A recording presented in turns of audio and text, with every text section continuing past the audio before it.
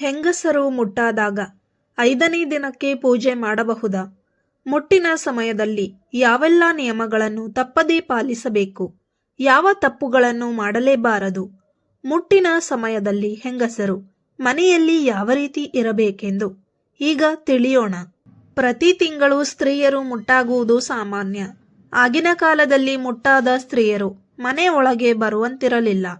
ಮನೆಯ ಹೊರಭಾಗ ಅಥವಾ ಮನೆಯ ಪ್ರವೇಶ ದ್ವಾರದ ಪಕ್ಕದಲ್ಲಿ ಮಲಗಿಸಿ ಅವರಿಗೆ ಅಂತ ಒಂದು ಪ್ರತ್ಯೇಕ ಚಾಪೆ ದಿಂಬು ಹೊದಿಕೆ ಕೊಟ್ಟು ಮಲಗಿಸುತ್ತಿದ್ದರು. ಅಲ್ಲಿಯೇ ಊಟವನ್ನು ನೀಡುತ್ತಿದ್ದರು. ಕಾಲ ಬದಲಾದಂತೆ ಈಗ ಆ ಎಲ್ಲ ನಿಯಮಗಳನ್ನು ಪಾಲಿಸಲು ಸಾಧ್ಯವಿಲ್ಲ. ಹೆಣ್ಣು ಈಗ ನಾನಾ ಕ್ಷೇತ್ರಗಳಲ್ಲಿಯೂ ಗಂಡಿಗಿಂತ ಏನು ಕಡಿಮೆ ಇಲ್ಲ ಎಂದು ದುಡಿದು ತೋರಿಸುತ್ತಿದ್ದಾಳೆ. ಈ ಆಧುನಿಕ ಕಾಲದಲ್ಲಿ ಸ್ತ್ರೀಯರು ಮುಟ್ಟಾದಾಗ ಕೆಲವು ನಿಯಮಗಳನ್ನು ಪಾಲಿಸದಿದ್ದರೂ ಕೆಲವು ತಪ್ಪುಗಳನ್ನು ಮಾತ್ರ ಮಾಡಲೇಬಾರದು. ಸ್ತ್ರೀಯರು ಮುಟ್ಟಾದಾಗ ಮೊದಲ ದಿನ ಖಚಿತವಾಗಿ ತಲೆ ಸ್ನಾನ ಮಾಡಬೇಕು. ಆದರೆ ಸ್ನಾನ ಮಾಡುವ ಮುನ್ನ ಆ ಸ್ನಾನದ ನೀರಿಗೆ ಮರೆಯದೆ ಅರಿಶಿಣ ಬೆರೆಸಿ ಸ್ನಾನ ಮಾಡಬೇಕು. ಸ್ನಾನದ ನಂತರ ಕಾಟನ್ ವಸ್ತ್ರಗಳನ್ನು ಧರಿಸಬೇಕು. ಸ್ತ್ರೀಯರು ಮುಟ್ಟಾದ ಮೊದಲ ದಿನ, 4ನೇ ದಿನ ಹಾಗೆ 5ನೆಯ ದಿನಗಳಂದು ತಲೆ ಸ್ನಾನ ಮಾಡಬೇಕು. ಸ್ತ್ರೀಯರ ಮುಟ್ಟು ಮುಗಿದ 5ನೇ ದಿನದ ನಂತರ ಖಚಿತವಾಗಿ ಮನೆಯ ಶುದ್ಧಿಯನ್ನು ಮಾಡಬೇಕು.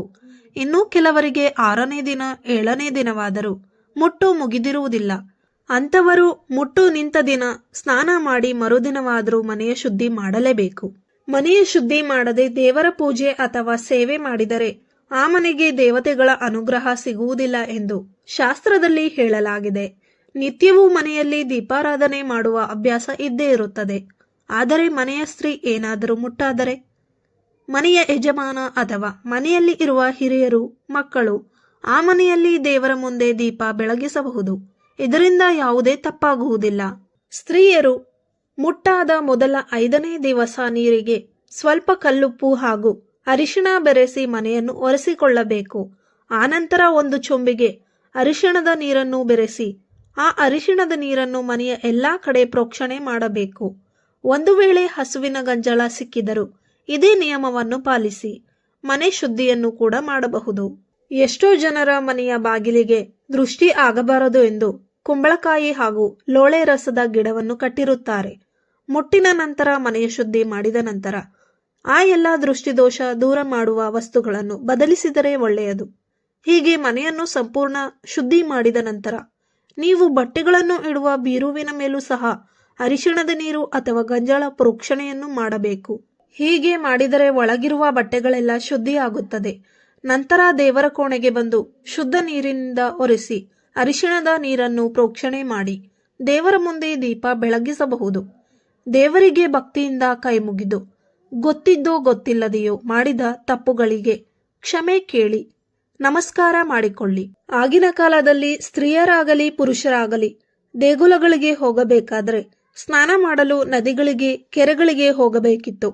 ಹೆಂಗಸರು ಏನಾದರೂ ಮುಟ್ಟಾದರೆ ದೇವಸ್ಥಾನಗಳಿಗೆ ಹೋಗುವಂತಿರಲಿಲ್ಲ ಎಂಬ ನಿಯಮ ಪ್ರತಿಯೊಬ್ಬರಿಗೂ ಗೊತ್ತೇ ಇದೆ. ಹೆಂಗಸರು ಮುಟ್ಟಾದಾಗ ದೇವಸ್ಥಾನಗಳಿಗೆ ಬರಬಾರದು ಎಂಬ ನಿಯಮವನ್ನು ಹಿರಿಯರು ತಿಳಿಸುತ್ತಿದ್ದರು. ಏಕೆಂದರೆ ಮುಟ್ಟಾದ ಸಮಯದಲ್ಲಿ ನದಿ ಸ್ನಾನ ಮಾಡಿದರೆ ಆ ನದಿ ಅಥವಾ ನೀರು ಕಲುಷಿತವಾಗುತ್ತದೆ ಎಂಬುದು ಇದರ ಉದ್ದೇಶವಾಗಿತ್ತು.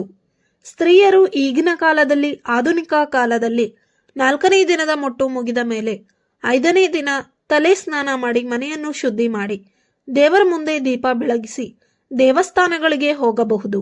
ಒಂದು ವೇಳೆ ನೀವೇನಾದರೂ 7 ದಿನವಾದರೂ ಮುಟ್ಟಾಗುತ್ತಿದ್ದರೆ 8ನೆಯ ದಿನ ತಲೆ ಸ್ನಾನ ಮಾಡಿ ದೇವಸ್ಥಾನಕ್ಕೆ ಹೋಗಬಹುದು.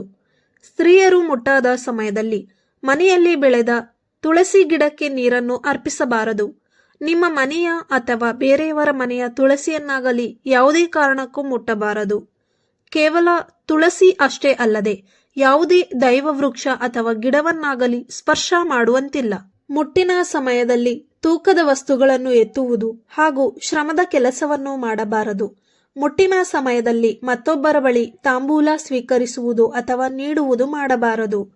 ಮುಟ್ಟಿನ ಸಮಯದಲ್ಲಿ ಅಡುಗೆ ತಿಂಡಿ ಎಲ್ಲ ಮಾಡಿದರೂ ಸಹ ಮನೆಯ ಬೀರುವಿನಲ್ಲಿರುವ ಎಲ್ಲ ಬಟ್ಟೆಗಳನ್ನು ಮುಟ್ಟಿ ಎಲ್ಲ ಮಡಿ ಬಟ್ಟೆಗಳನ್ನು ಮೈಲಿಗೆ ಮಾಡಬಾರದು. ಅದರ ಬದಲಾಗಿ ಮುಟ್ಟಿನ ಸಮಯದಲ್ಲಿ ಧರಿಸಲು 5-6 ಜೊತೆ ಬಟ್ಟೆಗಳನ್ನು ಮೊದಲೇ ತೆಗೆದು ಒಂದು ಕಡೆ ಇಟ್ಟಿರಬೇಕು. ಕೇವಲ ಆ ಬಟ್ಟೆಗಳನ್ನು ಮಾತ್ರ ಆ ಸಮಯದಲ್ಲಿ ಬಳಸಿದರೆ ಬೀರುವಿನಲ್ಲಿರುವ ಅಷ್ಟು ಬಟ್ಟೆಗಳನ್ನು ಮುಟ್ಟುವ ಅವಶ್ಯಕತೆ ಇರುವುದಿಲ್ಲ. ಜೊತೆಗೆ ಆ ಬಟ್ಟೆಗಳಿಗೂ ಮೈಲಿಗೆ ತಾಕುವುದಿಲ್ಲ. ಅಷ್ಟೇ ಅಲ್ಲದೆ ಮುಟ್ಟಿನ ಸಮಯದಲ್ಲಿ ಜೋರಾಗಿ ಕೂಗುವುದು, ಜಗಳ ಮಾಡುವುದು, ಕಣ್ಣೀರು ಹಾಕುವುದು ಮಾಡಲೇಬಾರದು. ಇದರಿಂದ ಮಾನಸಿಕ ನೆಮ್ಮದಿ ಹಾಳಾಗುವುದರ ಜೊತೆಗೆ ದೇಹಕ್ಕೂ ಹೆಚ್ಚು ಆಯಾಸವಾಗುತ್ತದೆ. ಆಗಿನ ಕಾಲದಲ್ಲಿ ಅಡುಗೆ ಕೋಣೆಗೆ ಪ್ರವೇಶ ಮಾಡಲು ಸಹ ಬಿಡುತ್ತಿರಲಿಲ್ಲ. ಈಗಿನ ಕಾಲದಲ್ಲಿ ನಿಮ್ಮ ಮನೆಗಳಿಗೆ ನೀವೇ ಯಜಮಾನಿ, ಇಷ್ಟ ಬಂದಂತೆ ಜೀವನ ನಡೆಸಬಹುದು. ಕೆಲಸಕ್ಕೆ ಹೋಗುವ ಸ್ತ್ರೀಯರು ಮಕ್ಕಳಿಗೆ, ಗಂಡನಿಗೆ ನೀವು ಅಡುಗೆ ಮಾಡಿದರೆ ಮಾತ್ರ ಅವರಿಗೆ ಊಟ, ಇಲ್ಲದಿದ್ದರೆ ಹೊರಗೆ ತಿನ್ನಬೇಕಾದ ಪರಿಸ್ಥಿತಿ. ಆದ್ದರಿಂದ ಮುಟ್ಟಿನ ಸಮಯದಲ್ಲಿ ಅಡುಗೆ ಮಾಡುವಾಗ ತಪ್ಪದೆ ಅಗ್ನಿ ದೇವರಿಗೆ, ಅನ್ನಪೂರ್ಣೇಶ್ವರಿ ದೇವಿಗೆ ಕ್ಷಮೆ ಕೇಳುವುದನ್ನು ಮಾತ್ರ ಮರೆಯಬೇಡಿ. ಮುಟ್ಟಿನ ಸಮಯದಲ್ಲಿ ಈ ಎಲ್ಲ ನಿಯಮಗಳನ್ನು ಪಾಲಿಸಬೇಕೆಂದೇನಿಲ್ಲ. ಆದರೆ ನಿಮ್ಮ ಮನೆಗಳಲ್ಲಿ ಹಾಗೂ ಹಿಂದಿನ ಕಾಲದಿಂದಲೂ ಈ ಪದ್ಧತಿ ನಡೆಯುತ್ತಾ ಬಂದಿದೆ. ಆದ್ದರಿಂದ ಮುಟ್ಟಿನ ಸಮಯದಲ್ಲಿ ಎಚ್ಚರಿಕೆಯಿಂದ ಎಲ್ಲ ಕೆಲಸವನ್ನು ಪಾಲಿಸಿ. ಮುಟ್ಟಿನ ಸಮಯದಲ್ಲಿ ದೈಹಿಕ ಆರೋಗ್ಯ ಮತ್ತು ಮಾನಸಿಕ ಆರೋಗ್ಯ ಎರಡೂ ತುಂಬಾ ಮುಖ್ಯ. ಈ ವಿಡಿಯೋ ಇಷ್ಟವಾಗಿದ್ದಲ್ಲಿ ತಪ್ಪದೆ ಲೈಕ್ ಮಾಡಿ, ಶೇರ್ ಮಾಡಿ ಮತ್ತು ನಮ್ಮ ಯೂಟ್ಯೂಬ್ ಚಾನಲ್ ಅನ್ನು ಸಬ್ಸ್ಕ್ರೈಬ್ ಮಾಡಿ. ಧನ್ಯವಾದಗಳು.